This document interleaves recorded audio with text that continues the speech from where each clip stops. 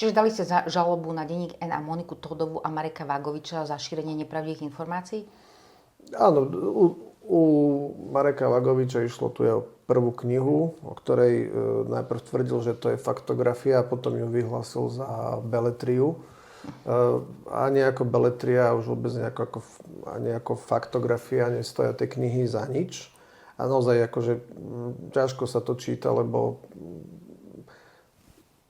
časť vecí je vymyslených, čiže nie je to faktografia a je to napísané zle, hej, že proste nudilo ma to.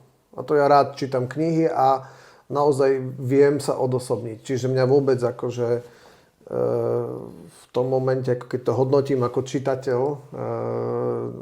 keď dám bokom to, čo tam píše o mne, tak to celé bol taký brak, čo by si človek ani do vlaku nezobral, ale však ako každý robíme, ako vieme.